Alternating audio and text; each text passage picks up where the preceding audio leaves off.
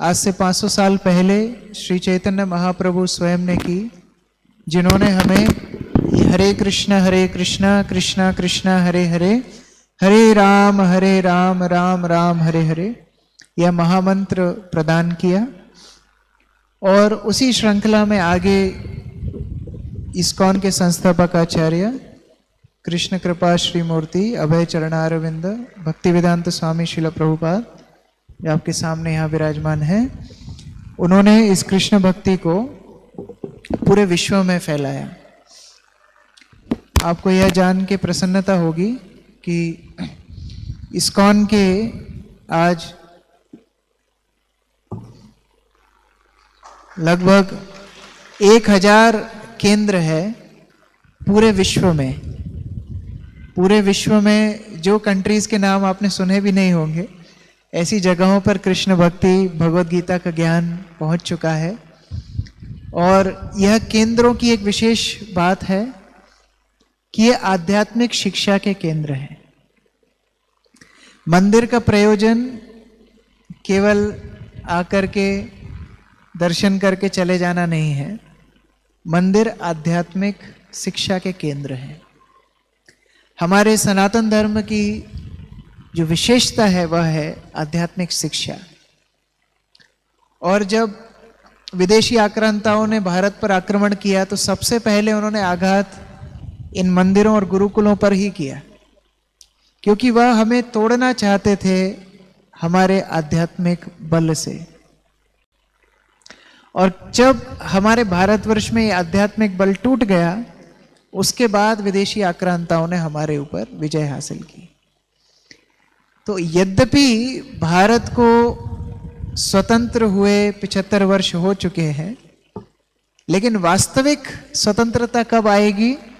जब हम पुनः अपने आध्यात्मिक बल पर खड़े हो जाएंगे। जब भारतवर्ष का एक एक व्यक्ति अपनी संस्कृति को जानेगा और इस भगवद गीता के ज्ञान को अपने जीवन में अंगीकार करेगा, तब भारतवर्ष पुनः विश्वगुरु बनेगा। तब पुनः हम लोग पूरे विश्व में उपकार कर सकते हैं। भारत भूमि ते हैल मनुष्य जन्म यार, जन्म सार्थक करी कर परोपकार। ये भारत भूमि में जन्म लेना बहुत सौभाग्य की बात है। इसलिए भारतवासियों का ये कर्तव्य है कि वो इस आध्यात्मिक ज्ञान को अपनाएं और दूसरों के साथ इसको बांटें। तो उसी रेखा पर, उसी बिंदु को अपनाते हुए इस्कॉन का ये प्रयास है कि हमारा सपना सबका जपना। हम चाहते हैं सब लोग हरिनाम का जप करें, भगवद गीता का पाठ करें और आध्यात्मिक मार्ग को अपनाएं।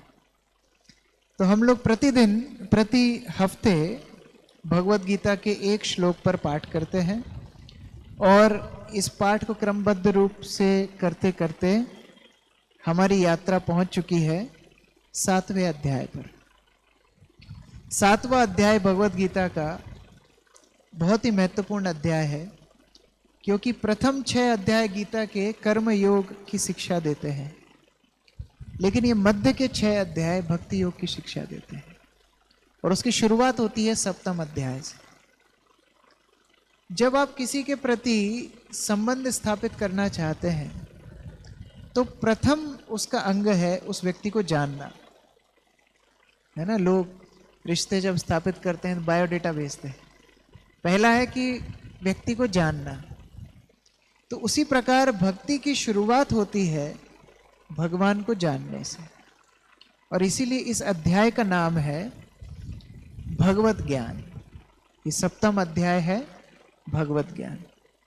इसके प्रथम 3 श्लोकों में भगवान बताते हैं कि सुनने का क्या महत्व है, श्रवण का क्या महत्व है, भगवत चर्चा सुनने से क्या मिलता है। प्रथम 3 श्लोकों में हमने देखा। उसके बाद भगवान अपना संबंध भौतिक जगत के साथ कैसा है वो बताते हैं। कैसे वो सभी वस्तुओं के स्रोत हैं, सभी जीवात्माओं के स्रोत हैं, कैसे उनकी 8 प्रकार की शक्तियाँ इस पूरे संसार को चलाती हैं। और उन 8 शक्तियों से भी बड़ी शक्ति है पराशक्ति, जो है जीवात्मा, हम और आप, हम भी भगवान की शक्ति है। और फिर भगवान बताते हैं कैसे उनकी भक्ति में, उनकी शरण में 4 प्रकार के लोग आते हैं, आर्त, अर्थार्थी, जिज्ञासु और ज्ञानी। और भगवान ये भी बताते हैं कि 4 प्रकार के लोग नहीं आते हैं। हाँ? नामाम दुष्कृतिनो मूढ़ा प्रपद्यन्ते नराधमा माया या पृथक ज्ञाना आसुरम भावमाश्रिता। तो जो लोग मूढ़ हैं, मूर्ख हैं, जिनका ज्ञान माया द्वारा हर लिया गया है, जो आसुरों की प्रवृत्ति धारण करने वाले हैं, ऐसे लोग भगवान की शरण में नहीं आते। और अधिकांश लोग उसी कैटेगरी में फिट बैठते हैं। उसके बाद भगवान बताते हैं कि कुछ और भी कैटेगरी के लोग हैं। ये तो हुए 4 तरह के लोग जो भक्ति में नहीं आते हैं, और 4 प्रकार के लोग जो भक्ति में आते हैं, ये हम पढ़ चुके हैं। भगवान बोलते हैं इसके अलावा भी कुछ लोग हैं अन्य। कौन है वो अन्य लोग? वो अन्य लोग हैं 2 प्रकार के। एक है जो निराकार ब्रह्म को मानते हैं। भगवान बोलते हैं निराकार ब्रह्म तो हमारी ही ऊर्जा है ना। बल्ब से प्रकाश आता है, सूर्य से प्रकाश आता है, उसी प्रकार भगवान के तेजस्वी शरीर से प्रकाश आता है, और उस प्रकाश को हम ब्रह्म ज्योति या निराकार ब्रह्म बोलते हैं।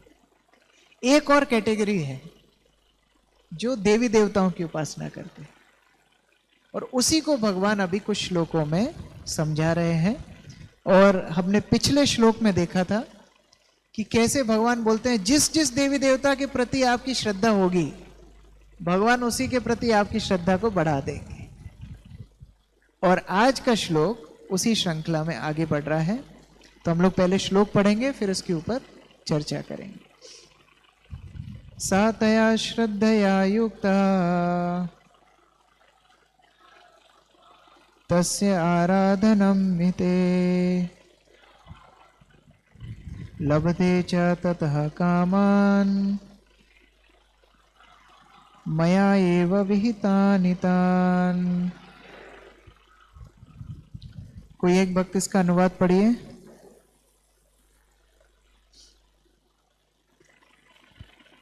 हरे हरे कृष्णा।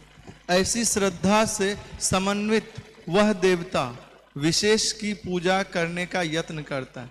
वह देवता विशेष की पूजा करने का यत्न करता है और अपनी इच्छा की पूर्ति करता है, किंतु वास्तविकता तो यह है कि ये सारे लाभ केवल मेरे द्वारा प्रदत्त हैं। तो व्यक्ति को क्या लगता है कि मैं बड़ी श्रद्धा से ये फलाने देवता की पूजा कर रहा हूं और मेरी देखो इच्छाएं पूरी हो रही हैं। बड़ी श्रद्धा से वो अपने पूजा पाठ में लगा रहता है, लेकिन वह यह नहीं जानता कि वह सारे लाभ किसके द्वारा प्रदत्त हैं? भगवान कृष्ण के द्वारा प्रदत्त है। ऐसा भगवान इस श्लोक में बता रहे हैं। दूसरा कोई भक्त तात्पर्य पढ़िए, पहला पैराग्राफ। हरे कृष्ण। देवतागण परमेश्वर की अनुमति के बिना अपने भक्तों को वर नहीं दे सकते। जीव भले ही यह भूल जाए कि प्रत्येक वस्तु परमेश्वर की संपत्ति है, किंतु देवता इसे नहीं भूलते। अतः देवताओं की पूजा तथा वांछित फल की प्राप्ति देवताओं के कारण नहीं, अपितु उनके माध्यम से भगवान के कारण होती है। अल्पज्ञानी जीव इसे नहीं जानते, अतः वे मूर्खतावश देवताओं के पास जाते हैं। किंतु शुद्ध भक्त आवश्यकता पड़ने पर परमेश्वर से यही याचना करता है। जैसे एक बार माता ने बच्चे को पूछा, बेटा दूध कहाँ से आता है? बोलता डेयरी से। तो उसको पता ही नहीं है दूध कहाँ से आता है, गाय से आता है। वैसे ही लोगों को लगता है कहाँ से उनकी इच्छाएं पूरी हो रही हैं, देवी देवताओं से उनकी इच्छा पूरी हो रही है। लेकिन देवी देवता भगवान की अनुमति के बिना तो वह भी वर नहीं दे सकते। यह भगवान बता रहे हैं कि भगवान की अध्यक्षता में सब कुछ चलता है। इसलिए शुद्ध भक्त बुद्धिमान होता है। वो क्या करता है, आगे सुनिए। परंतु वर मांगना शुद्ध भक्त का लक्षण नहीं है। जीव सामान्यतया देवताओं के पास इसलिए जाता है क्योंकि वह अपनी इच्छाओं की पूर्ति के लिए पगलाया रहता है।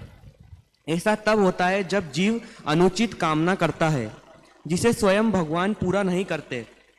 चैतन्य चरितामृत में कहा गया है कि जो व्यक्ति परमेश्वर की पूजा के साथ साथ भौतिक भोग की कामना करता है, वो परस्पर विरोधी इच्छाओं वाला होता है। परमेश्वर की भक्ति तथा देवताओं की पूजा समान स्तर पर नहीं हो सकती, क्योंकि देवताओं की पूजा भौतिक है और परमेश्वर की भक्ति नितांत आध्यात्मिक है।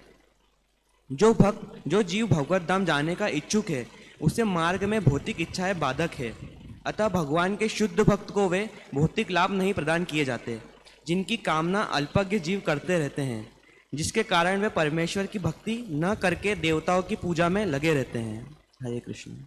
भगवान श्री कृष्ण का ये भौतिक संसार में आने का एक ही प्रयोजन है, जो जीवात्माएं उनको भूल गई हैं उनको भगवत धाम वापस ले जाना, यही एकमात्र कार्य है। और उसी के लिए भगवान अलग अलग आयोजन करते हैं, अलग अलग व्यवस्थाएं करते हैं। देखिए, भगवान चाहते तो पिछले श्लोक में ये भी बोल सकते थे कि जो व्यक्ति जो इच्छा मांगता है मैं उसके प्रति उसको आसक्त कर देता हूं, लेकिन भगवान ने वह नहीं बोला। क्या बोला है? जिस देवता की उपासना करता है उसके प्रति मैं आसक्त कर देता हूं। दोनों में अंतर है। अगर आप भोग वस्तु के प्रति आसक्त हो जाएंगे, अगर आपका विश्वास आपके पुरुषार्थ में ही होगा, तो कभी भी आध्यात्मिक जीवन में आगे नहीं बढ़ पाएंगे। मैंने प्रयास किया, मुझे मिल गया। जैसे जब रशिया में कम्युनिस्ट प्रचार कर रहे थे तो वो लोग चर्च के बाहर खड़े हो जाते थे और चर्च के बाहर पूछते थे लोगों को कि आपने क्या प्रार्थना की। तो लोग बोलते थे हमने चर्च में प्रार्थना की, O God give us our daily bread, हमको खाने पीने का सामान दे दो। तो बोले मिला क्या? नहीं मिला। बोले अब हमको बोलो, यही प्रार्थना हमको बोलो कि O communist please give us our daily bread. बेचारे लोग बोलते थे, ये उठा के ब्रेड का पैकेट उनको दे देते थे।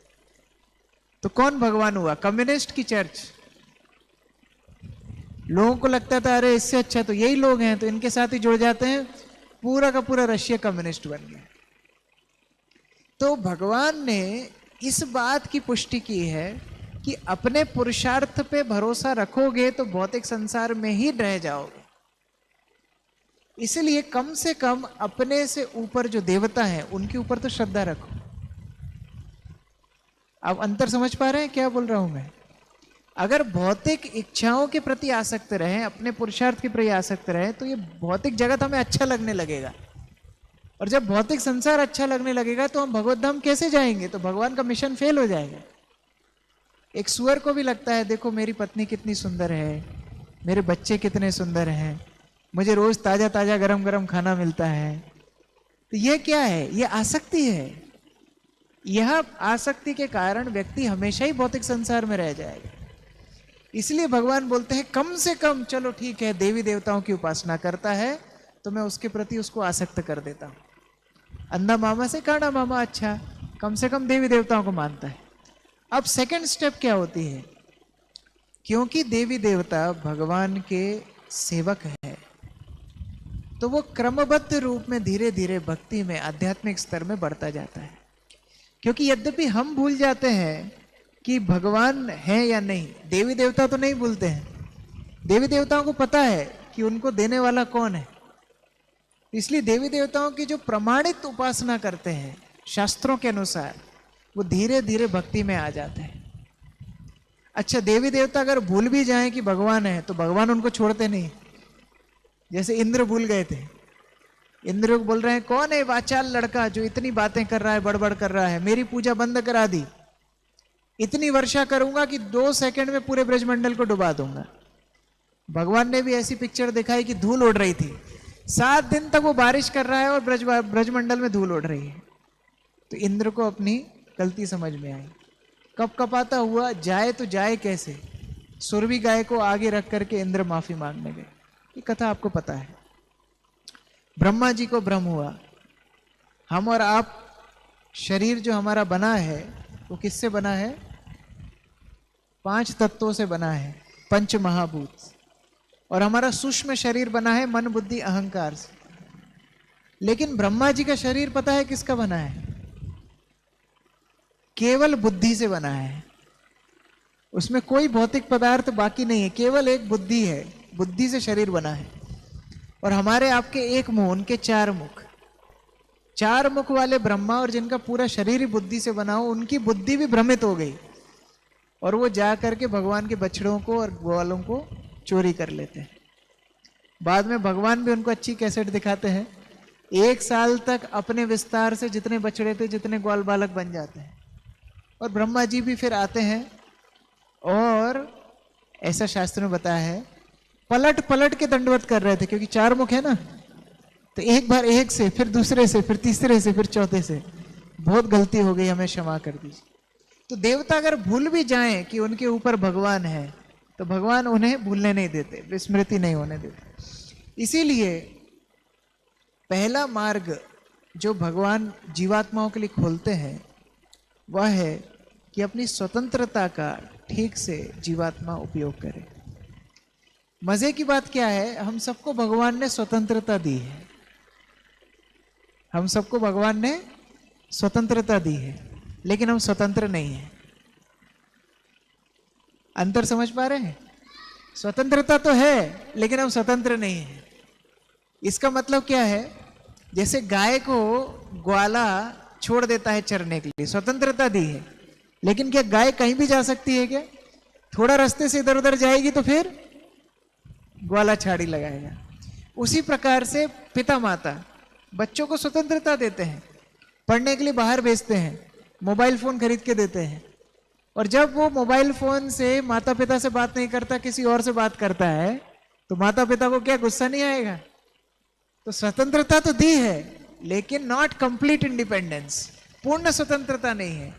ये बहुत ही सूक्ष्म स्वतंत्रता है, बहुत ही अणु स्वतंत्रता है, छोटी स्वतंत्रता है। इसीलिए उस स्वतंत्रता का ठीक से उपयोग करना जीवात्मा का धर्म होता है। धर्म का अर्थ ही है अपनी स्वतंत्रता को ठीक प्रकार से इस्तेमाल करना। धर्मम तो साक्षात भगवत प्रणीतम। भगवान की आज्ञा को जब जीवात्मा पालन करता है तो वो धार्मिक है। जब भगवान को भूल जाता है तो वो अधार्मिक है। जैसे अमिताभ बच्चन का गाना है ना, हंसते हंसते रोना सीखो, रोते रोते हंसना, जितनी चाबी भरी राम ने। वो खिलौना जब दिख रहा है तो ये भी पता होना चाहिए चाबी भरने वाला भी कोई है। ये सारी चराचर जगत चल रहा है, सारे देवी देवता अपना काम कर रहे हैं, लोग मन्नतें मांग रहे हैं, पूरी हो रही है, लेकिन चाबी भरने वाला कौन है? भगवान श्री कृष्ण है, रामचंद्र है। तो यह जीवात्मा जब समझ जाता है तब उसकी भक्ति की शुरुआत हो जाती है। यहां पर श्रील प्रभुपाद शुद्ध भक्त के 2 लक्षण बता रहे हैं। पहला लक्षण है कि शुद्ध भक्त भगवान को छोड़ के किसी और के पास नहीं जाता। ये शुद्ध भक्त का लक्षण है। जैसे एक सती नारी अपने पति के अलावा किसी और के पास नहीं जाती, वैसे ही एक शुद्ध भक्त भगवान को छोड़ के दूसरे किसी के पास नहीं जाता। भगवान कोई एटीएम मशीन नहीं है ना? यह एटीएम से नहीं निकल रहा तो दूसरे एटीएम, यहां मन्नत पूरी नहीं हो रही तो चलो दूसरे मंदिर जाएंगे, पर ये इस्कॉन मंदिर तो हर रविवार आते हैं, चलो आज दूसरे मंदिर होके आएंगे। यह भक्ति नहीं है। और दूसरा एटीएम का क्या काम होता है? पैसे देना। तो जैसे ही भगवान के पास आते हैं हम वैसे ही अपना कार्ड स्वाइप करना शुरू कर देते हैं, ये दो वो दो। ये भक्ति नहीं है। भक्त, शुद्ध भक्त के 2 लक्षण हैं। पहला तो भगवान छोड़ के कहीं नहीं जाएगा, और दूसरा भगवान से भौतिक इच्छाएं नहीं मांगेगा। देखिए, भौतिक वस्तुएं तो भगवान वैसे ही दे रहे हैं, वहां मांगने की जरूरत नहीं है। मान लीजिए कोई बच्चा, छोटा बच्चा अपने पिता के पास जाए और उनको बोले, पापा अगले महीने का राशन आप लाओगे ना, अगले महीने का बिजली का बिल आप भरोगे ना, मेरे को डाउट हो रहा है बहुत। पापा क्या बोलेंगे? चल थप्पड़ मारे, दूसरा काम कर। आपको अगर भौतिक इच्छाएं भगवान से मांगनी पड़ रही है, इसका मतलब ही है कि आपको भगवान के ऊपर विश्वास नहीं है। वो तो सब कुछ दे ही रहे हैं। हमारे श्वास, हमारा भोजन, हमारा पानी, हमारा जीवन, सब कुछ तो भगवान दे रहे हैं। तो भौतिक इच्छाएं भगवान से मांगने की जरूरत ही नहीं है। अगर भगवान से मांगना ही है तो क्या मांगना चाहिए? भगवान से आध्यात्मिक बल मांगना चाहिए, भक्ति मांगना चाहिए। अच्छा, इसका मतलब ये होता है कि भगवान के भक्त भूखे रह जाते हैं, पीड़ा में रहते हैं? ऐसा नहीं है। मैंने पिता का उदाहरण दिया। भगवान अपने भक्तों की जरूरतों को समझते हैं। यदि ऐश्वर्य देने से आपकी भक्ति बढ़ेगी तो भगवान आपको ऐश्वर्य देंगे। यदि भौतिक संपदा से आपकी भक्ति नहीं हो रही है तो भगवान वो ऐश्वर्य को ले भी लेंगे, जो अच्छा है वह देंगे। ये भगवान का कार्य है। जैसे दशम स्कंद में हम लोग सुदामा की कथा सुनते हैं। सुदामा की कथा में क्या आता है, बेचारा पत्नी ने भेजा, चला गया द्वारका तक। द्वारका में गया, भगवान ने सत्कार किया, अपने आसन पर बिठाया और बड़ा स्वादिष्ट पकवान इत्यादि से स्वागत सम्मान किया, अच्छे सिल्क के कपड़े पहनने के लिए दिए, सुंदर पलंग पर सोने की व्यवस्था की। और जब जाने की बारी आई तो एक लिफाफा भी नहीं दिया और सुदामा मांग भी नहीं पाया। तो सोचता अब बोलूंगा, अब बोलूंगा, अब बोलूंगा, लेकिन वो तो बोल ही नहीं पाया। लेकिन क्या भगवान इतने अंधे हैं कि अपने भक्त की समस्या नहीं समझ पाएंगे? सुदामा के घर पहुंचने से पहले सुदामा के घर में ऐश्वर्य भगवान ने पहुंचा दी, समृद्धि पहुंचा दी, सब कुछ, जो कुछ सुदामा की आवश्यकताएं थी, उनकी पत्नी की आवश्यकताएं, सब कुछ पहुंचा दिया। यह भगवान की भक्ति करने का लाभ होता है। अगर आप भगवान से कुछ भौतिक वस्तु मांगेंगे, भगवान दे देंगे, लेकिन उससे बड़ी चीज जो भगवान देना चाहते हैं वह नहीं दे पाएंगे। जैसे मान लीजिए कोई टाटा, बिरला, अंबानी, कोई बड़ा व्यक्ति आए और आप उससे बोले 100 रुपए दे दो, क्या वो 100 रुपए नहीं दे सकता? बिल्कुल दे सकता है, लेकिन वो 100 रुपए से ज्यादा भी दे सकता है जो आप नहीं मांग पा रहे हैं। इसलिए भगवान से मांगना है तो शुद्ध भक्ति मांगना चाहिए। वही प्रभुपाद यहां बता रहे हैं। अंतर यही है, देवता भी इच्छा पूरी कर सकते हैं, भगवान भी इच्छाएं पूरी कर सकते हैं। अंतर क्या है? देवता जब इच्छा पूरी करेंगे तो हृदय में अशुद्धता रहेगी और ज्यादा भौतिक जंजाल बढ़ता जाएगा। एक इच्छा पूरी होगी, दूसरी इच्छा आ जाएगी, एक इच्छा पूरी होगी और दूसरी आ जाएगी, है ना? कभी कभी आप जब शॉपिंग करते हैं तब ये अनुभव होगा आपको। आप बहुत जतन करके 1-2 घंटे डिसाइड करके कोई ड्रेस लेकर के आए और वो ड्रेस, इतना खुश थे आप वो ड्रेस को खरीद करके, सेल लगी थी, 15,000 की ड्रेस आपको 2,000 रुपये में मिल गई, आप खरीद के लेकर के आए और बन ठन के पहन करके उसको बाजार में निकले। आपने देखा कि आपका प्रिय मित्र वही ड्रेस पहन के सामने से आ रहा है, सेम वही कंपनी, वही कलर, वही टेक्सचर, आधा भूत तो वहीं उतर जाएगा। उसके बाद उससे पूछेंगे क्यों, ये कहां से ड्रेस ली? बोले फलानी जगह से ली। कितने की ली? बोले 1500 रुपए की। खत्म। आज के बाद दुनिया जिंदगी में कभी वो ड्रेस को दोबारा नहीं पहनेंगे।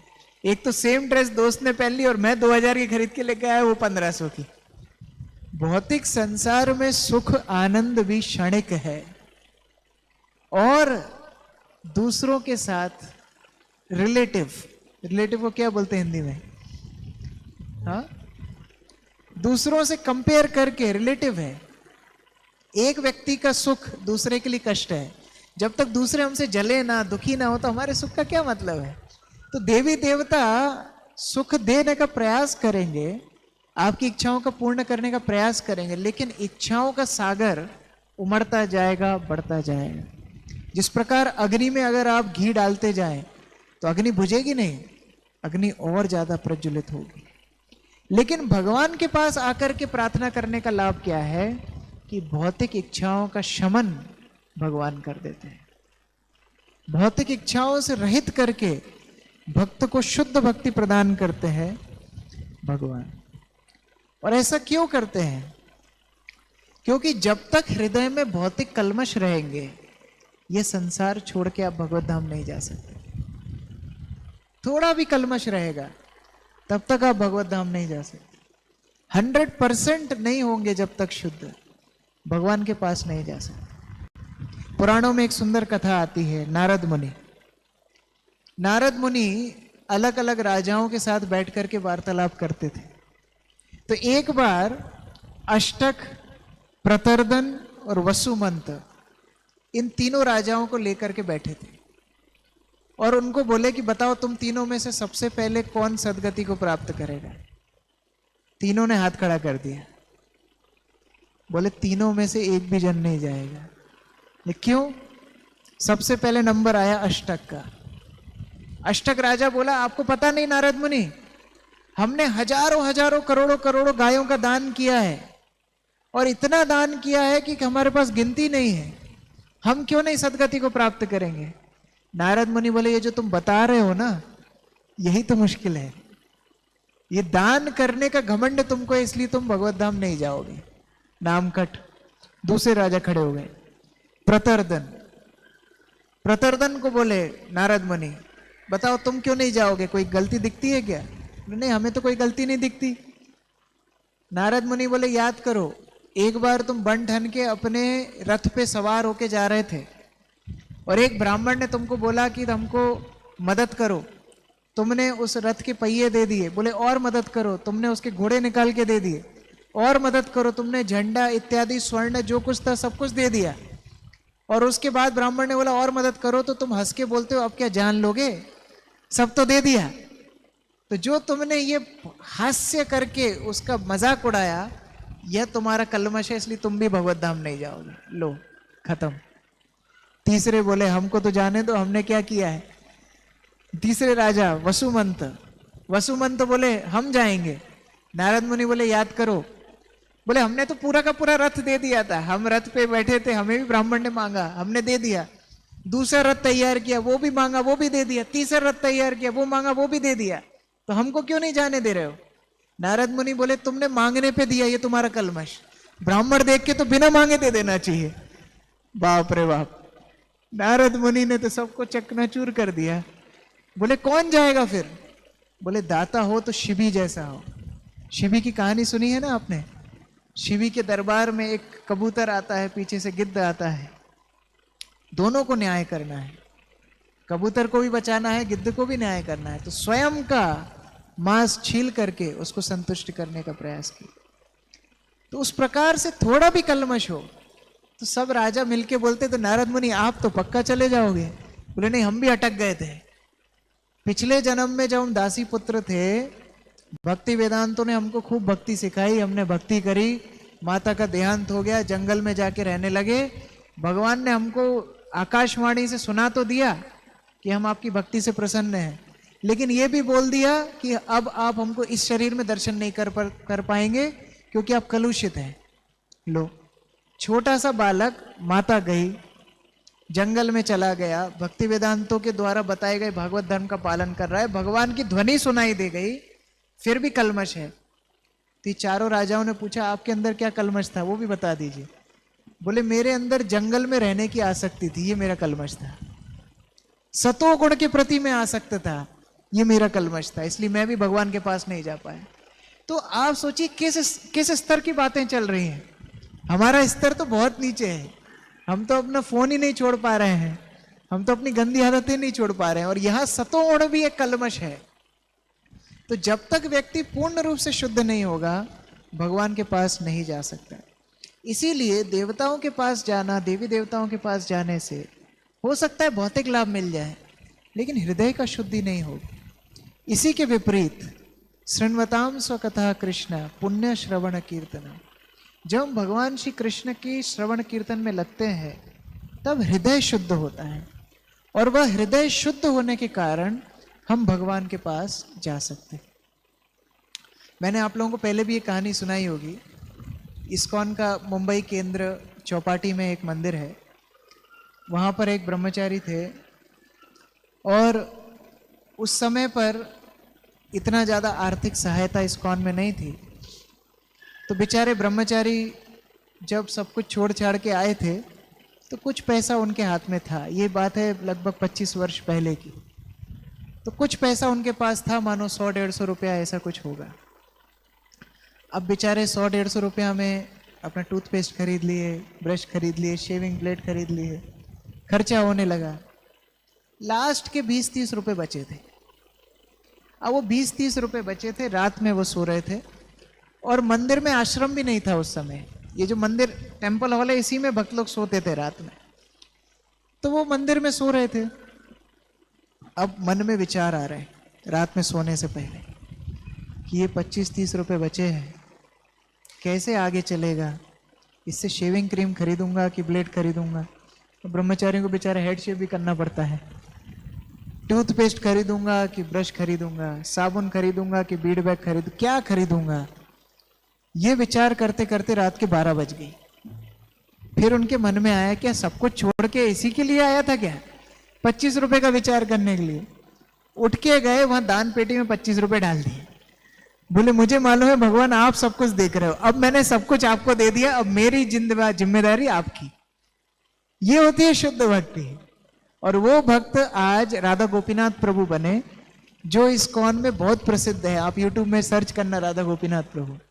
अगर उस प्रकार का समर्पण नहीं करते तो आज उस प्रकार शुद्ध भक्त नहीं बन पाते। आज अगर वो किसी मंदिर में जाते हैं तो लोग उनको रेड कारपेट वेलकम देते हैं। अगर वो 25 रुपए का कैलकुलेशन करते रहते तो इस प्रकार के भक्त कभी नहीं बन पाते। तो हमें यही आसक्ति छोड़नी है। मैं छोटा एक उदाहरण दे रहा था अभी पिछली क्लास में। बंदर को पकड़ने की टेक्निक क्या होती है, एक सुराई में मूंगफली भर के रख देते हैं शिकारी। अब बंदर आता है, मूंगफली खोजता खोजता सुराई में हाथ डालता है, मूंगफली पकड़ लेता है। अब मुट्ठी बनने के कारण सुराई से हाथ नहीं निकलता है, लेकिन मूंगफली भी नहीं छूटती है। अब इसी समस्या में बड़े असमंजस में बंदर रहता है। बहुत सीरियस प्रॉब्लम है ये मूंगफली की। अब वो पकड़ के बैठा रहता है, इतने में शिकारी आके उसको पकड़ के ले जाता है। ये मूंगफलियां पकड़ के हम सब बैठे हुए हैं, और इसी कारण से हमारी अशुद्धता हृदय में बढ़ती है। भगवान से अगर मांगना है तो शुद्ध भक्ति मांगना है। वृंदावन की लीलाएं, भागवत की शिक्षाएं यही हमें सिखाती हैं कि कैसे हम शुद्ध भक्ति की याचना करें, शुद्ध भक्ति हमारा ध्येय बने, और उस गंतव्य को पहुंचने के लिए हमें भक्ति का पालन करना है। ये बनिए की दुकान नहीं है कि मैंने इतना चढ़ाया आप इतनी मन्नत पूरी करो, नहीं।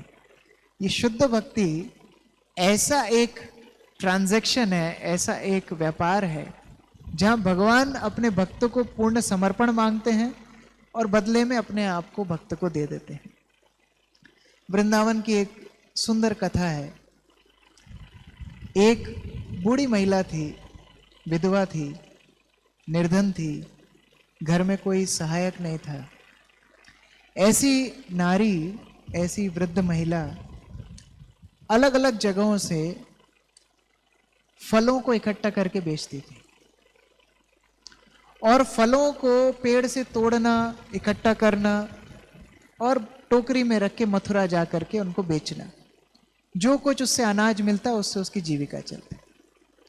अब मुश्किल क्या थी, जैसे जैसे वो वृद्ध होने लगी पेड़ों तक उसका हाथ नहीं पहुंचता, तो वन में भीतर जाकर के उसको फलों को इकट्ठा करना पड़ता था।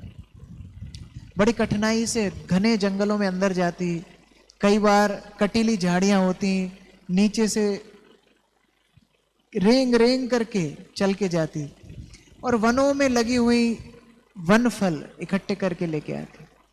लेकिन समस्या एक और थी कि कंस के राज्य में सारे चंडालों की चौकड़ी थी, वहां सारे दुष्कृतन लोग वहां पर इकट्ठे थे, तो उसके फल भी छुड़ा लेते और उसको बदले में भी कुछ नहीं देते थे। तो अब बेचारी बूढ़ी महिला कहाँ जाए कहाँ जाए। किसी ने बोला आप गोकुल जाओ, गोकुल में बड़े साधु लोग रहते हैं, वहां पर आपके लिए अच्छे व्यापार की संभावना है।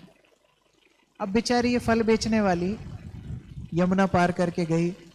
नाव वाले को पैसे देने के लिए भी कुछ नहीं थे, तो ऐसे ही पार करके गई, भीग गए, पूरे कपड़े गीली, ठंड में ठिठुरती हुई फल बेचने के लिए जा रही। जैसे ही गोकुल में गई उसने देखा यहाँ तो प्राकृत इतने फल है, फलों से लदे वृक्ष भूमि को स्पर्श कर रहे हैं। कौन खरीदेगा ऐसी जगह पर फल। सुबह से रात तक घूमती रही, किसी ने एक बार ये भी नहीं बोला दिखाओ क्या लेकर के आए। और इसके फल तो ज्यादा बड़े महत्वपूर्ण फल नहीं थे, वनों से कुछ वन फूल इकट्ठे करके लेके आए थे। अब बेचारी क्या करे क्या करे, घूमती रही घूमती रही घूमती रही। किसी ने बोला अब नंद भवन जाओ, वहां पर हो सकता है आपके कोई संभावना है। नंद भवन के पास आ गई, बेचारी हताश निराश दिन भर से तो हो ही गई थी, आवाज भी लगाने की क्षमता नहीं थी। घूमते घूमते मधुर ध्वनि में उसने एक आवाज सुनी, ओ फल वाली। कौन आया पीछे से? भगवान श्री कृष्ण है। अब बेचारी को चश्मा तो था नहीं, बुढ़ी थी, देख नहीं पा रही कौन आ रही, वहीं पर टोकरी रख के बैठ गई। भगवान की आयु तब 1.5 साल से 2 साल के बीच में थी, 2 के पूरे हुए नहीं थे, 1.5 के ऊपर 2 के नीचे, थोड़ा थोड़ा बोलना सीखे थे। पास में आते हैं, ठुमक ठुमक के पास में आए, टोकरी को पकड़ के खड़े हो गए। और पास से जब पहली बार ये बुढ़िया ने पहली बार कृष्ण का दर्शन किया, पूरी मंत्रमुग्ध हो गई। जिसका सब कुछ इतना मधुर हो, आवाज तो मधुर थी, जिसका दर्शन मधुर, जिसकी बातें मधुर, जिसका हर कुछ मधुर, मधुराधिपते अखिलम मधुरम, सब कुछ जिसका मधुर हो, इतनी मंत्रमुग्ध हो गई। बोली फल क्या, मैं अपना हृदय निकाल के दे देती हूँ। लेकिन उसने बोला अभी तुरंत फल दे दूंगी तो ये तो चला जाएगा, इसको देख नहीं पाऊंगी, तो थोड़ा मजाक करने लगी। तो भगवान बोलते हैं कि माता फल दे दो। बोले फल, पहले दाम दो, जब तक दाम नहीं दोगे तो फल कैसे मिलेंगे। तो कृष्ण बोलते दाम ये क्या होता है। बोले कोई सामान को लेने के लिए तुमको कुछ देना पड़ता है, तब तुमको कोई सामान मिलता है, उसको दाम बोलते हैं। भगवान बोले हमारी माता तो कभी नहीं मांगती, हमको तो डेली खिलाती है, कभी आज तक कोई दाम मांगा नहीं। तो वो बोलती है कि नहीं, वो तुम्हारी माता है ना, इसलिए तुमको फ्री में देती है, हमको तो तुमको दाम देना पड़ेगा। तो भगवान बोलते हैं तो आप भी हमारी माता बन जाओ। बुढ़ी इतना, जिसको पूरे संसार ने उपेक्षा की, जिसने सबने छोड़ दिया, उसको भगवान ने बोला मेरी माता बन जाओ, बेचारी रोने लगी। मैं शूद्राणी आपकी माता बनूंगी। इतना तत्पर हो गई भगवान की सेवा करने के लिए। तो भगवान भी बोलते हैं कि ठीक है, आप बताइए क्या दूंगा मैं। तो वो बोलती है कि ठीक है, आप एक काम कीजिए, आप मुझे कुछ अनाज दीजिए, अनाज देंगे तो मैं फल दे दूंगी। वो तो मस्ती कर रही थी, जितना ज्यादा कन्वर्सेशन बढ़ेगा उतना देख पाऊंगी। अब भगवान अंदर जाते हैं, कुछ चावल के दाने दोनों अंजलि में उठाते हैं। अब वो उठा के खड़े होते भी नहीं बन रही भगवान से। छोटा बच्चा है, उठाए, और उनको टेंशन है कि फल वाली कहीं चली ना जाए। तो दूर से देखते देखते ठुमक ठुमक के आ रहे हैं, तो अंजलि में जितने चावल थे वो भी बिखर गए। पहुंचते पहुंचते 2-4 दाने बचे। अब वो माता बोलती है क्या लेकर के आए। बोले अनाज लेकर के आए। अरे तो सब गिर गया, 4 दाने बचे। चारों दाने लेकर के वो माता ने अपने बाहिने हाथ में भगवान के दोनों हाथ रखे। बोले तुमको अंजलि बनाना नहीं आता, ऐसे ठीक से पकड़ो, और सीधे हाथ से फल रखने लगे। जितने टोकरी में फल थे सब 2 हाथों में कैसे जम गए, उसको भी आश्चर्य हो रहा था। छोटे छोटे भगवान के हाथ, लेकिन पूरी टोकरी के फल उसमें जम गए। और उन फलों को लेकर के भगवान वापस चले। यहाँ ये फल वाली वहीं पर बैठी रह गई। इतना सुंदर बालक, इतना मधुर वचन बोला, मुझे माँ बोल करके गया, इतना आनंद उसको प्रदान भगवान ने किया। वहाँ मानो समाधि में वहीं पर बैठ गई। शाम को कुछ लोग वहाँ से गुजर रहे, बोले माता कहाँ बैठी हो रास्ते में, चलो। उसको उठाया, तब उसको होश आया। जब होश आया, टोकरी उठाई, टोकरी में तो कुछ नहीं था, लेकिन इतनी भारी कैसे हो गई टोकरी। ले करके जाने लगी। बोले अरे इतनी भारी टोकरी। देखा तो टोकरी में क्या था, हीरे जवाहरात स्वर्ण मुद्राएं सब से टोकरी भरी हुई थी। वह बूढ़ी माता रोने लगी, फूट फूट के रोने लगी। उस टोकरी को देख करके रोने लगी। क्यों रोने लगी, क्यों रोने लगी माता? कि भगवान कितने दयालु हैं, मुझे स्वर्ण दे दिया, मणि दे दी, इसलिए रोने लगी ना। इसलिए रोने लगी, वह इसलिए रोने लगी कि मैंने अपना प्रेम दिया और भगवान ने मुझे भौतिक संपदा दे दी। मेरे प्रेम का यही मूल्य है क्या? टोकरी उठा करके उसने यमुना में फेंक दी।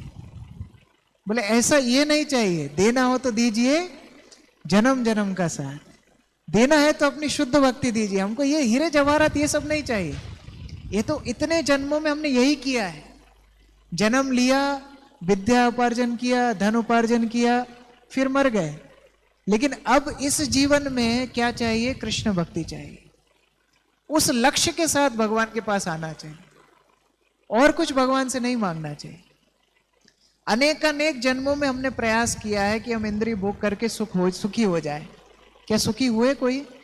एक भी व्यक्ति ऐसा है जो सर्टिफिकेट दे सकता है हाँ मैं खुश हूं? कोई है ऐसा? किसी को भी पूछोगे क्या समस्या है, उसके पास लिस्ट तैयार है। लेकिन इतने जीवन निकल के भी हमको आनंद नहीं मिला। अभी ये एक जीवन हमें कृष्ण को देना है। ये केवल एक जीवन अगर हमने कृष्ण की सेवा में दे दिया तो फिर भगवान का क्या हमारे प्रति प्रेम की वर्षा होती है, हम कल्पना भी नहीं कर सकते। तो उस प्रकार भगवान भगवत गीता में शिक्षा दे रहे हैं कि देवी देवताओं के पास जाना है जाओ, कोई दिक्कत नहीं है, मैं ही उनको वरदान प्रदान करता हूं। लेकिन मेरे शुद्ध भक्त तो उनके पास नहीं जाते, वो केवल मेरे पास आते हैं और शुद्ध भक्ति की याचना करते हैं। ऐसे शुद्ध भक्तों के लिए मैं पूरी जिम्मेदारी लेता हूं। मैं उनको इस भौतिक संसार से निकाल करके आध्यात्मिक संसार में लेकर के जाता हूं। इस प्रकार आगे के श्लोकों में हम भगवत गीता में देखेंगे। और भगवान के चरणों में हमको यही प्रार्थना करना चाहिए कि जिस प्रकार उन्होंने हमको निर्देश दिया है हम उसका पालन कर सके, हम उनकी भक्ति में रत हो सके, उनके नाम का नियमित रूप से जप कर सके और उनके भक्तों की संगति, हमेशा उनके भक्तों की संगति का लाभ उठा सके। श्रीमद् भगवद गीता यथारूप की जय। श्रील प्रभुपाद की जय। समवेत भक्त वृंद की जय। निताई गौर प्रेमानंदे हरि। किसी का कोई प्रश्न है? कुछ पूछना चाहते हैं कोई? बोलिए। हरे कृष्णा प्रभु जी। प्रभु जी, ये जो आध्यात्मिक इच्छा होती है, भौतिक इच्छा तो हमें नहीं रखनी चाहिए, पर एक बार क्लास में यही सुने थे कि आध्यात्मिक इच्छा भी हमें नहीं रखनी चाहिए। तो मतलब इसको हम कैसे समझ सकते? आध्यात्मिक इच्छाएं मतलब होता है मैं भगवत धाम चला जाऊं, मेरा हृदय शुद्ध हो जाए, मैं बहुत सारी पुस्तकें वितरण कर लूं, मैं आज 64 माला कर लूं। ये अच्छी इच्छा है, लेकिन ये कर्मयोग है। इच्छा मतलब ही कर्मयोग। जब ये भक्त इस स्तर से ऊपर उठ के भगवान को ये प्रार्थना करता है कि आप क्या चाहते हैं, आप क्या चाहते हैं, मैं पुस्तक वितरण करूं या पुस्तक पढ़ूं? आप क्या चाहते हैं, मैं जप करूं या संकीर्तन करूं? आप क्या चाहते हैं, मैं सेवा करूं या प्रचार करूं? तो जब हम भगवान की प्रतिनिधियों के रूपरेखा के अनुसार भगवान की इच्छा को समझ के कार्य करते हैं, वह शुद्ध भक्ति होती है। ऐसे भक्तों के लिए स्वर्ग नरक अपवर्ग सब समान है, उनको कहीं भी कोई भी डर नहीं है। स्वर्ग में रखो, नरक में रखो, भौतिक संसार में रखो, कहीं भी लेकर के जाओ, हमारा एक ही लक्ष्य है, भगवान की शुद्ध सेवा। तो यह शुद्ध भक्ति होती है। और कोई प्रश्न? थैंक यू सो मच प्रभु। और कोई भक्त? पीछे एक प्रश्न है।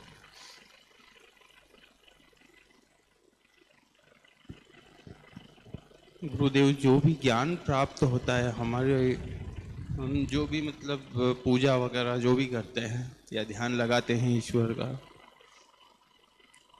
जितना भी ज्ञान प्राप्त होता है वो सब जब तक रहता है जब तक इस संसार में हम न उलझे, परिवार में न उलझे।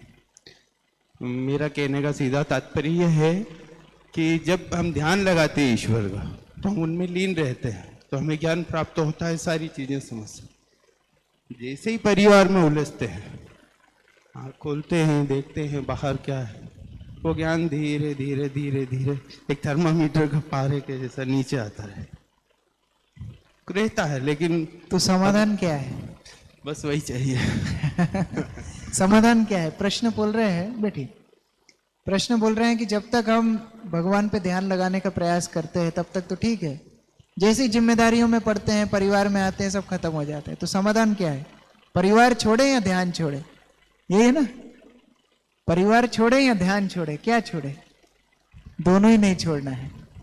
भगवान गीता में बताते हैं माम अनुस्मर युद्धच। अर्जुन, मुझे स्मरण करो और अपना कार्य करो, दोनों ही करना है। यही भक्ति है, कुछ छोड़ना भक्ति नहीं है। लोग सोचते हैं छोड़ना भक्ति है, नहीं, भगवान को अपने जीवन में जोड़ना भक्ति है। जैसे आप अपने कार्य क्षेत्र में कार्य कर रहे हैं, यदि आप कृष्ण को अपना केंद्र बनाए तो वह कार्य क्षेत्र भक्ति हो गया। अगर परिवार में सभी लोग हरे कृष्ण महामंत्र का जप करते हैं और उनकी आप देखरेख कर रहे हैं तो वो परिवार के लोगों का ध्यान रखना भक्ति हो गया। अगर आपके घर में भगवान का सुंदर मंदिर है, वहां आप रोज उनकी सेवा पूजा करते हैं, तो वो भक्ति हो गई। वो घर नहीं है, वो आश्रम है। वो गृहस्थ आश्रम मतलब भगवान का मंदिर है। तो उस प्रकार से हर क्रिया में भगवान को जोड़ दीजिए। जैसे भोजन, हर व्यक्ति भोजन कर रहा है, आप भगवान को भोजन अर्पित करके प्रसाद प्राप्त कीजिए, तो वह अभी भोजन नहीं रह गया, वो ये प्रसाद बन गया। तो वह कर्म बंधन में आपको लिप्त नहीं करेगा। तो उस प्रकार से माम अनुस्मर युद्धचा, भगवान का स्मरण करते हुए अपने कार्यों को करना, यह भक्ति है। और इसीलिए भगवान ने यह गीता का पाठ किसी ऋषि मुनि को नहीं सुनाया, अर्जुन को सुनाया, जिसकी पत्नियां थी, राज्य कारोबार था, जिसकी जिम्मेदारियां थी, जो युद्ध लड़ने वाला है, उसके लिए उपयोग है गीता का। तो उसी प्रकार से भगवान का स्मरण करते हुए हमारे कार्य करना है। अब वो कैसे करना है, उसका अभ्यास भक्तों की संगति में हम सीखते हैं। वो हमें सिखाते हैं कैसे दिन को आपके ऐसे गठित कीजिए, सुबह जल्दी उठिए, हरि नाम का जप कीजिए, फिर अपने कार्य क्षेत्र में जाइए, अपनी जिम्मेदारियों का निर्वहन कीजिए, आने के बाद रात में सोने से पहले कुछ आध्यात्मिक पुस्तकों को पढ़ के सोइए। वो भक्तों की संगति में हम प्रेरणा प्राप्त करेंगे कि कैसे प्रैक्टिकली हर दिन अपने कार्य क्षेत्र के साथ भगवान को याद रखना है। ठीक है, तो छोड़ना नहीं है, जोड़ना है। हरे कृष्ण। और किसी का कोई प्रश्न है? हरे कृष्ण प्रभु जी, मेरा ये कहना है कि एक व्यक्ति भगवान के लिए सुंदर भोजन, अच्छा पकवान बनाता है, वो भी भक्ति करता है। एक सुंदर पुष्प चुन के भगवान को चढ़ाता है, तो उसमें शुद्ध भक्ति कौन सी? सारी है। आपके सामर्थ्य के हिसाब से भगवान बोलते हैं पत्रम पुष्पम फलम तोयम। नहीं, पर वो बताते हैं कि अभी प्रवचन में बताया था कि जो भगवान को सुंदर भोग लगाया जाता है वो शुद्ध भक्ति ज्यादा है। शुद्ध भक्ति का अर्थ है बेटी, भगवान जो ये श्लोक बता रहे हैं, पत्रम पुष्पम फलम तोयम यो में भक्त्या प्रयच्छति, भगवान यहाँ पर 4 चीजों को बता रहे हैं, पत्र, पुष्प, फल और तोयम यानी जल। कौन सा सबसे अच्छा है चारों में से? पुष्प चढ़ाना, भोग लगाना, आरती करना, मंदिर में झाड़ू लगाना, क्या सबसे अच्छा है? हाँ, कुछ भी अच्छा नहीं है। भगवान बोल रहे हैं भक्त्या प्रयच्छति, भक्ति के साथ। भक्ति के साथ आप एक पुष्प चढ़ाइए, वो बेस्ट। भक्ति के साथ आप 56 भोग लगाइए, वो बेस्ट। बिना भक्ति के दुर्योधन के 56 भोग भगवान ने छोड़ दिए। हाँ, भगवान जब दुर्योधन की सभा में गए, दुर्योधन ने बोला भगवान को, क्या बोला? आइए आइए आइए, हम आपके लिए बहुत सारे पकवान बनाए हैं। तो क्या बोले भगवान ने? क्या बोला? 2 परिस्थितियों में भोजन किया जाता है। पहला, या तो भूख हो, और दूसरा या तो खिलाने वाला बड़े प्रेम से खिलाए। दोनों ही बात तुम्हारे अंदर नहीं है। हमको भूख लगती नहीं, हम आत्माराम है, और तुम्हारे अंदर प्रेम है नहीं। और चलो ये दोनों चीजें होती भी, तो हमारा निमंत्रण तो आज विदुर काका के घर पे है। अब विदुर काका पीछे खड़े, हमको तो खबर ही नहीं है, और यहां बोल दिए दुर्योधन भरी सभा में कि हमारा निमंत्रण कहाँ है? विदुर काका क्या है। अब बेचारा विदुर टेंशन में आ गया। हमको जो राज परिवार में किसी ने पूछा नहीं, कुछ करो, भरी सभा में बोल दिया कि हमारा निमंत्रण है, अब भगवान वहां पहुंच जाएंगे, टेंशन हो गई। तो बेचारा विदुर भागा बाजार से सामान खरीदने के लिए, क्या खिलाऊं, क्या लेकर के जाऊं, ये सब्जी, वो पकवान, वो फल, सब इकट्ठा करने लगा। और वहां विदुरानी, उनकी पत्नी, घर पर अकेली, दरवाजे पर दस्तक, गेट खोला, कौन खड़े हैं? विदुर के आने के पहले ही पहुंच गए। अब आ गए, विदुरानी भागने लगी, क्या करूं, किधर बिठाऊं? स्वयं आकर के भगवान बैठ गए। अब घर में कुछ नहीं, केले अकेले पड़े हैं, केले लेकर के आई, और इतना भगवान को देख करके मुग्ध हो गई कि केले छील छील करके केले फेंकती जा रही और छिलके देती जा रही, और भगवान भी छिलके खा रहे हैं। इतने में दोबारा दरवाजे पे दस्तक, विदुरानी उठ करके गई, दरवाजा खोला। अब इस बार विदुर क्या हुआ, आप घबराए हुए क्यों हैं?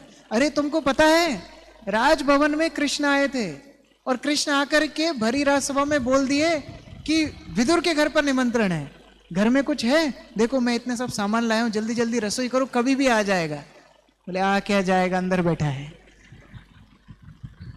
और खिला दिया। बोले क्या खिलाया? अंदर जाके देखा तो केले तो पड़े हैं और छिलके खा रहे हैं भगवान बैठ के। विदुर बोले अरे ये क्या अनर्थ हो गया, फेंको फेंको फेंको इसको फेंको, मैं मिठाइयां लाया हूं, मैं अलग अलग फल लाया हूं, इनका स्वाद चखो। भगवान के हाथ से छिलके छुड़ा करके हाथ में मिठाई दे दी।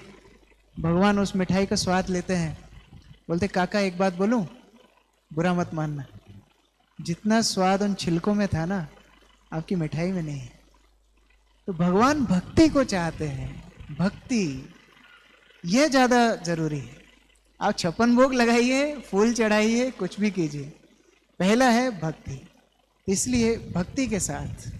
ठीक है, हरे कृष्ण। और कोई? हरे कृष्ण। हरे कृष्णा गुरु जी।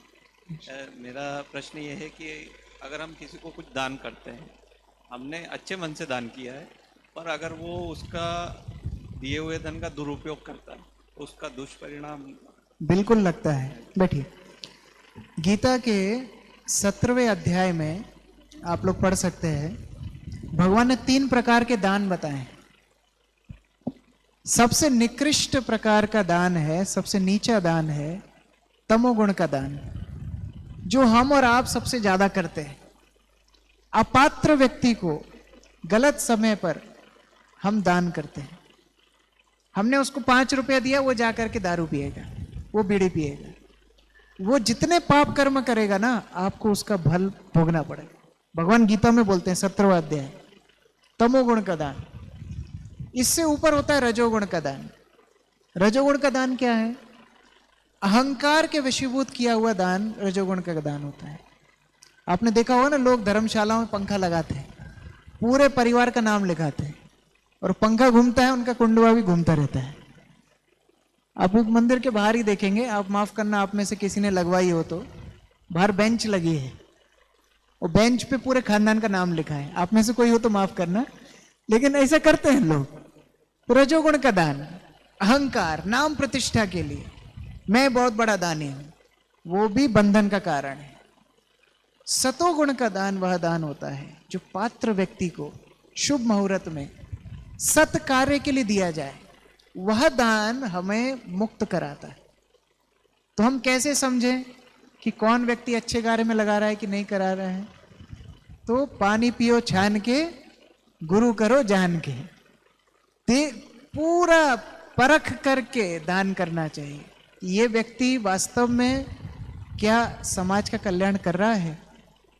जो कृष्ण भक्ति का प्रचार कर रहे हैं, प्रसाद वितरण कर रहे हैं, गीता भागवत का संदेश जन जन तक पहुंचा रहे हैं, ऐसे लोगों को दान करना चाहिए, क्योंकि यह दान आपको भी मुक्त करेगा, दूसरे व्यक्ति को भी मुक्त करेगा। लेकिन गरीबों में अगर आप इस प्रकार दान देंगे तो वह खुद भी जंजाल में फंस रहा है, आपको भी जंजाल में फंसाएगा। उसको सशक्त बनाइए। देना है तो उसको गीता दीजिए, शिक्षा दीजिए, उसको भगवान को अर्पित करके भोजन प्रसाद दीजिए, तो प्रसाद खाएगा तो मुक्त होगा। तो उस प्रकार से सतोगुण का दान भगवान ने बताया है कि उस प्रकार से दान करना है। सारा दान अच्छा दान नहीं होता है। तो उस प्रकार 17वें अध्याय में हम विशेष विस्तृत रूप से पढ़ेंगे आगे जाके। ठीक है, ठीक है। अंतिम प्रश्न किसी का है? एक लास्ट, वो कई लोग पूछते हैं कि अभी जैसे पितृपक्ष चल रहा है, तो ऐसे समय में क्या करना चाहिए? कई लोग भक्ति में भी मतलब उसको रिड्यूस कर देते हैं। पितृपक्ष में क्या करना चाहिए? देखिए, पितृपक्ष में हमारे जो पितृ हैं उनके उद्देश्य से, उनके उद्धार के उद्देश्य से हम लोग पिंडदान करते हैं, श्राद्ध करते हैं। अब लोगों की मुश्किल क्या है? वही तमोगुण, रजोगुण, सतोगुण। एक स्थान पे मैंने देखा श्राद्ध के समय पे तंबाकू और चूना रखा था। बोले हमारे पिताजी को तंबाकू चूना बहुत पसंद है। तो ऐसे लोग क्या नरक का द्वार ही खोल रहे हैं पिताजी के लिए, और कुछ नहीं कर रहे। तो अगर आपको करना ही है तो महाप्रसाद उनके उद्देश्य से करना चाहिए। जब हम महाप्रसाद अर्पित करते हैं भगवान को उनके नाम से, तो उनका उद्धार होता है, वो महाप्रसाद से उनका उद्धार होता है। और वैष्णवों के मुख से भगवान प्रसाद ग्रहण करते हैं, तो वैष्णवों को पितृपक्ष में प्रसाद खिलाना चाहिए, उससे भी भगवान स्वीकार करते हैं और पितरों को आनंद होता है। जब कोई भूलोक में भक्ति करता है ना, पितृलोक नृत्य करते हैं क्योंकि उनका उद्धार होने वाला होता है। और जब कोई पाप कर्म करता है तो माथा पकड़ के रोते हैं कि हम तो डूबे ही और ये हमको और डुबाएगा। तो इसलिए कृष्ण भक्ति करना सबसे बड़ा पितृ उद्धार है। उस प्रकार से थैंक यू सो मच प्रभु जी। हरे कृष्ण। हरे कृष्ण। जगत गुरु श्रील प्रभुपाद की जय, समवेत भक्त वृंद की, निताई गौर प्रेमानंदे। हरि बोल। हरे कृष्ण।